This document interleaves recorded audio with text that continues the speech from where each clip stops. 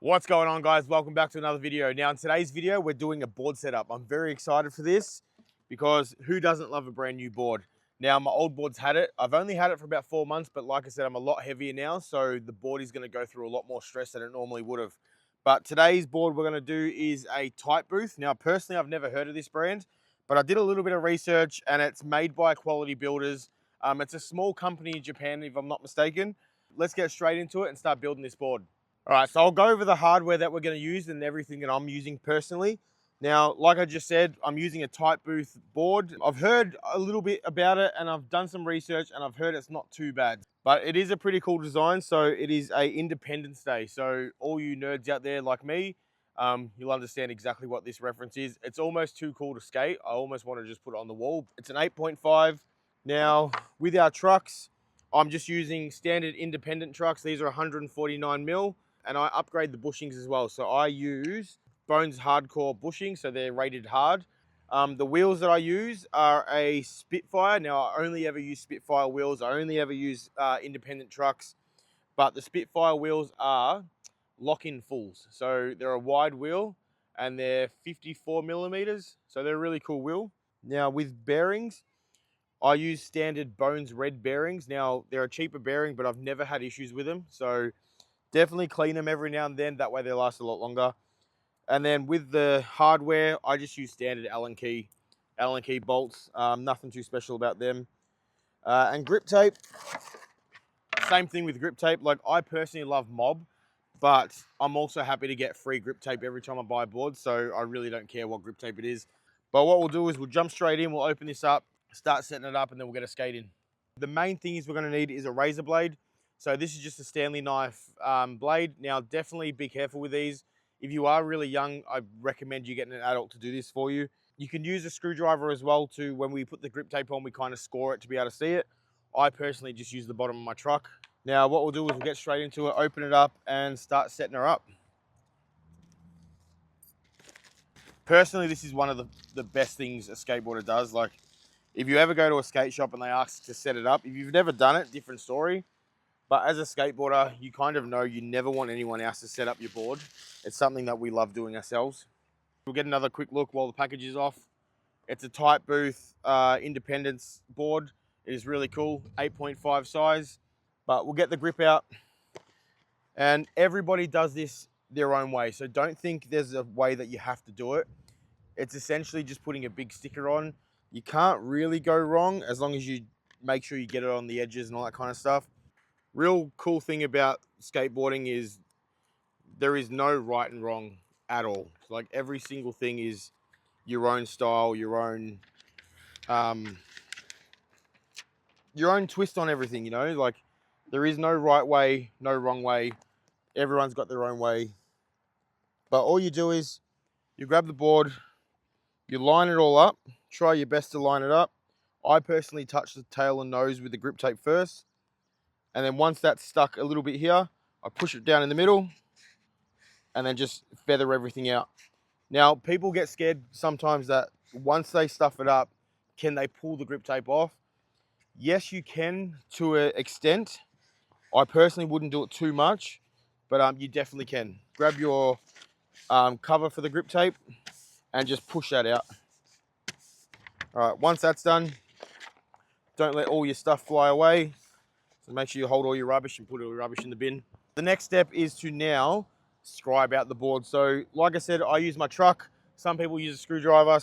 But all you need to do is run it on the edge of the board and you start to scribe out a line. So that way you know where the board finishes. All right, so that's all you need to do. That way you scribe out your board. Now pinch all the edges up because they'll get stuck to the side. Grab your brand new knife. Like I always recommend using a brand new one. Just so if it's blunt, it's harder to use and it's more dangerous. Slice the corners like that.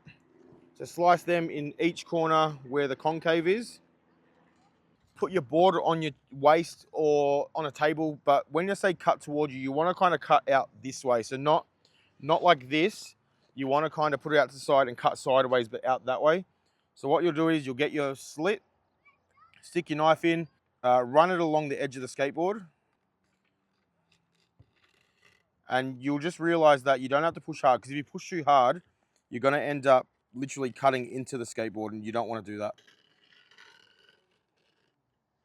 So this is the harder part when you go around the corners.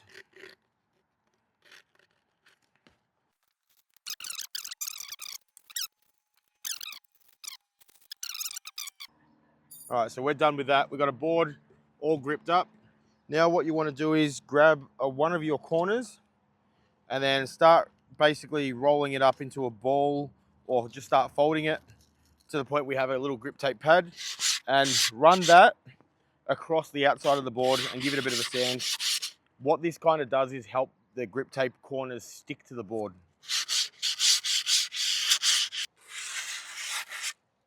All right, so now we've got the grip tape on, which is really cool. Looks like a skateboard that's ready to ride. Now we're just gonna find our holes. Now, everybody's got their own ways once again, but what I do is I'll grab a bolt, I'll stick it through the underside. Now, a lot of people say they don't like doing this because what it does is push the grip tape off the front off. Personally, I've never had that happen. So I'll just put a bolt in there and then just hit it through. If it hurts your hand, grab something else and hit the bolt through. So there we've got the board ready to go. So next step is to start getting your bolts ready for your grip tape. For your trucks. Now, if you've got brand new trucks, that's fine. A lot of skaters prefer to have a front truck and a back truck if they've already started riding them. So this is technically my front truck. So when I took the board apart, I made sure I remember this is my front one. Personally, I don't think it matters. I've also heard it's a good idea to rotate the trucks every now and then, but I personally never have, so up to you guys. Now, find your front. Like I said, I'm gonna do my front truck on my front.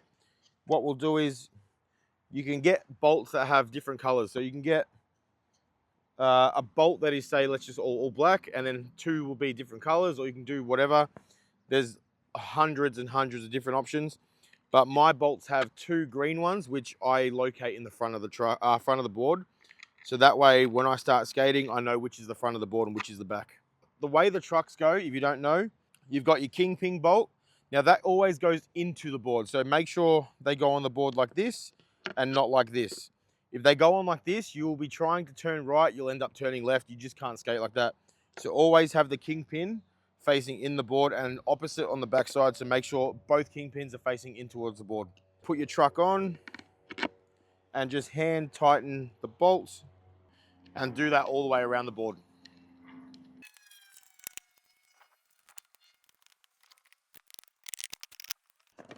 All right, so once you've got your bolts loosely tightened, the trucks are on, you grab your T-tool, put the long side on, which is designed for the bolts of the trucks. That will go on the end. You'll just tighten those up and always do a crisscross. So do a X pattern. So go top left corner, bottom right corner, top right corner, bottom left corner, and just zigzag it. That way it kind of helps the truck go on evenly.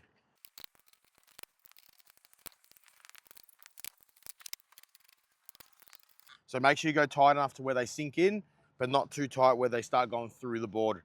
Now, the next step, what we'll do is we'll chuck the wheels on. So to get the wheels on, we need to put the bearings in.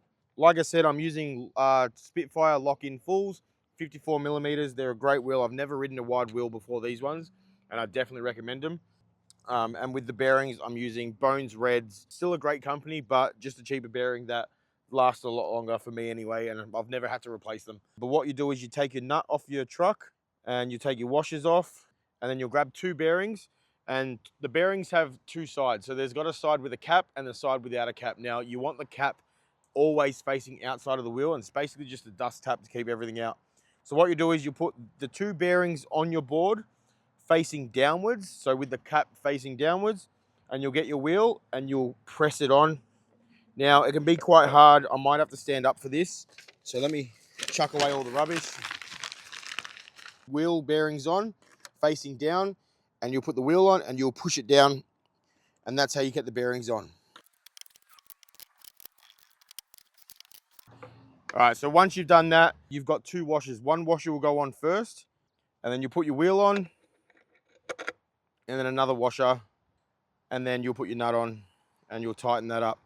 Now, with tightening up the nuts, everybody's got their own preference once again. So I personally tighten them up till they can't move. And when I say can't move, they can't move up and down, so along the side of the truck. So give it to the point where it doesn't go up.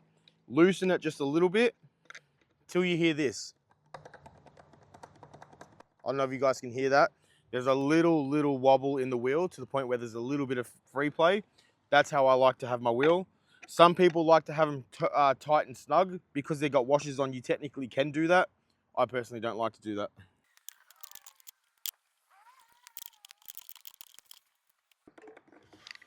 All right, so technically speaking, the skateboard's ready to go. Like I said, I'm gonna take it one step further and put Bones bushings in, so brand new bushings for the trucks. When you get trucks, independent trucks come with their own bushings. They're a yellowy, orangey type of bushing. They are perfectly fine to start off with, but like I said, because I'm a lot heavier, I do want to upgrade to the hard bushings, which I already have, but they've already blown out, which is fine. I get that. I'm heavy. There's nothing I can do about it. But like I said, if you're starting out skateboarding, your skateboard's ready to go, so definitely go ride it. But I'm going to take that one step further and put these in. So what you've got to do is you've got to take the kingpin nut off. So we'll undo this one completely. Because they've blown out, they've actually gone really loose to the point where I feel like I'm riding a really loose truck. So definitely we'll replace them. And what I'll do is I'll show you a brand new set and compare it to the old one. So we'll grab the new ones out. Now we've got two types of bushings. There is, oop, don't lose it, that's a good catch. There is a longer one and a shorter one. Now, the shorter one, I believe, goes on the top and the longer one goes on the bottom. You get your bigger one that goes facing down with the black washer facing down onto the actual truck. And then you'll grab your truck, you'll feed that on, grab your smaller one will go on top. Then it comes with a black washer, stick that on and stick your nut back on and tighten it down to the point where the bolt just starts coming through the nut. And that's a good starter point. And just do that on both sides of the trucks. There you go, that's exactly how you build a skateboard. It's one of the best feelings when you skate. We'll get some clips in and we'll keep going.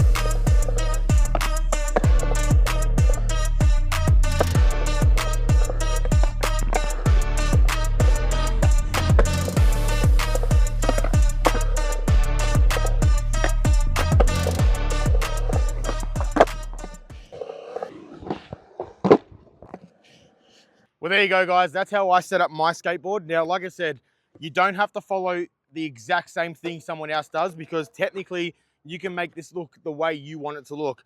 With your old boards, don't snap them. If they're in good condition, I personally leave them at the skate park for someone else that needs them.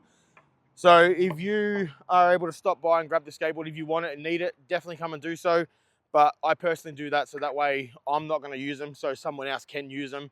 And they're expensive, yeah? Like this is technically $160 just for the piece of wood. The trucks are about $60 each. The wheels are about $100 and the bearings are probably about $40. So it adds up. So if you can leave a skateboard that's in good condition behind, someone else might get really good use out of it. But anyway, thanks for watching. I really appreciate every single one of you and I'll catch you in the next video. Peace out, guys.